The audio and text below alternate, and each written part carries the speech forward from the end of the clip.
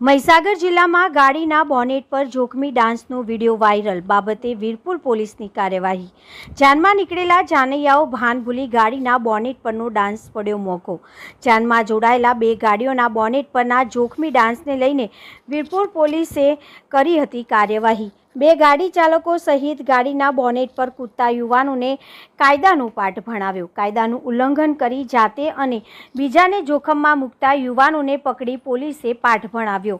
ગાડી ચાલક તેમજ જોખમી ડાન્સ અને સ્ટન્ટ કરતા યુવાનો સામે કાયદેસરની કાર્યવાહી હાથ ધરવામાં આવી છે। તારીખ 31/5ના રોજ સોશિયલ મીડિયામાં એક વિડીયો વાયરલ થયો હતો। આ વિડીયોમાં કેટલાક યુવકો ગાડીના બોનેટ પર ચડીને ડાન્સ કરતા જોખમી સ્ટન્ટ કરતા હોવાનું જોવા મળેલ હતું। આ ઘટનાની ગંભીરતાને ધ્યાનમાં રાખીને વીરપુર પોલીસ દ્વારા બે ગાડી ચાલકો તેમજ 5 અન્ય ઈસમો સહિત ટોટલ 7 લોકોની ધરપકડ કરી લેવામાં આવી છે।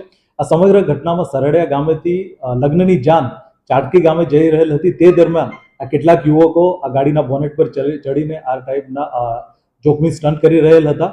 પોલીસે આ લોકોની ધરપકડ કરી લીધી છે। સાથોસાથ જે બે વાહન ચાલકો છે તેમના ડ્રાઇવિંગ લાયસન્સ રદ કરવાની કાર્યવાહી પણ કરી છે।